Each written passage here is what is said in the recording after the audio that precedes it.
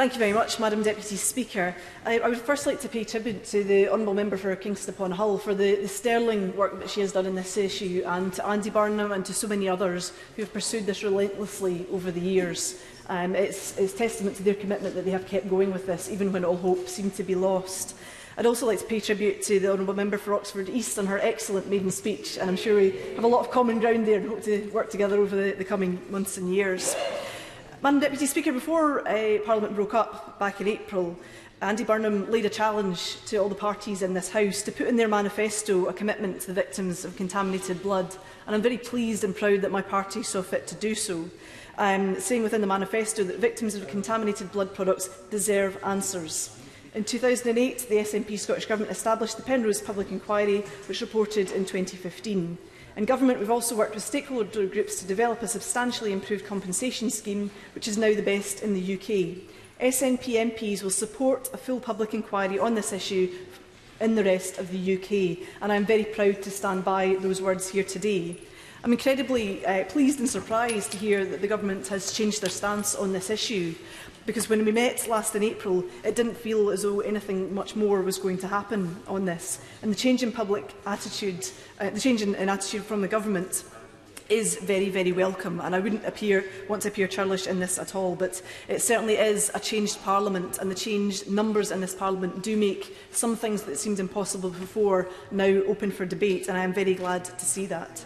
There's been recognition in the debate so far of the limitations of Penrose and what the Scottish Government could do. We could not compel witnesses to attend. We had a limited remit to consider negligence. So it is good that we have now this opportunity to re-look at all these issues. And I'm glad to hear the Government commit as well to work with the devolved administrations, because we now do have the experience of having done so, of having gone through this inquiry, limited as it was. And I hope to hear more about the ways in which the Scottish Government and victims in Scotland will be brought in as part of that process. My own constituent, who I mentioned in the debate in April 2016, Maria, I've not been able to reach her to ask what her views are on this issue, because it has been so very late in the day that we get the debate and we get the announcement from the Government. But I want to put on record again that Maria contracted Hep C in 1981 through a miscarriage when she received a blood transfusion following that.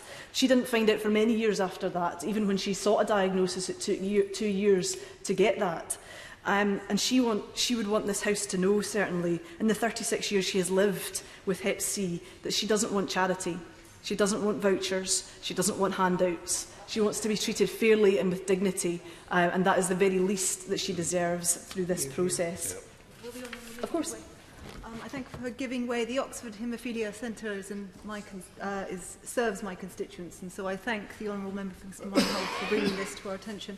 Do you agree that it's not just transparency but also justice that those victims want? And would she also agree with me that if we do find evidence of a cover-up, that those individuals should also face the full force of the law?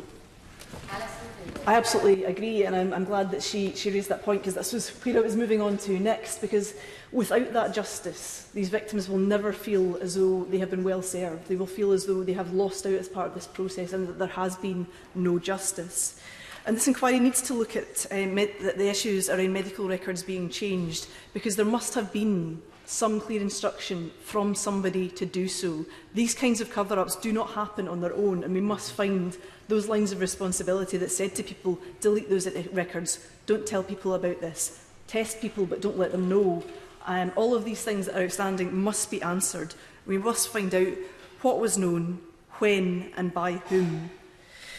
In the search for answers as well, we must recognise that some of these answers can't be given because they are held in the United States, and we must find ways, if ministers can reach out, can speak to their counterparts in other parts of the world, to try and find answers to these questions. If there are means of doing so in cooperation with the American Government, these must be found as well. We must have confidence in the processes that we have today as well, and I understand that the US started screening blood donations in 1983. We didn't start to do so until 1991, and I'm conscious every time I go to donate blood that the integrity of the system is based on my honesty at every stage, and we must find better ways to ensure that our own systems today are as robust with the greatest of integrity that we can have.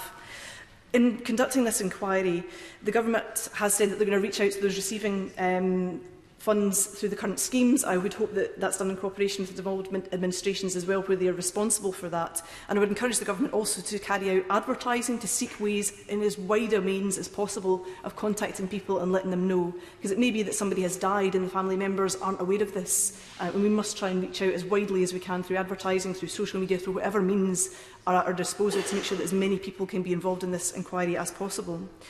In the inquiry as well, we need to make sure that people are supported to attend and supported to give evidence, because this may be a very traumatic experience for some people. They may need counselling and they may need financial support to attend and to produce documents and to make sure that documents reach the inquiry.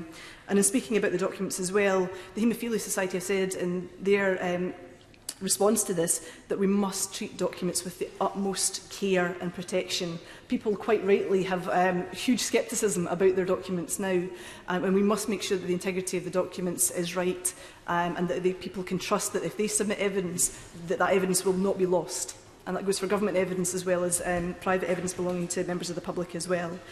We have waited too long, far, far too long for justice on this. I would encourage the government, when they carry out this inquiry, that there is that sense of urgency maintained, that this is not dragged out over many, many years without answer and without going back to the victims. People have waited far too long for justice. They should not have to wait very much longer.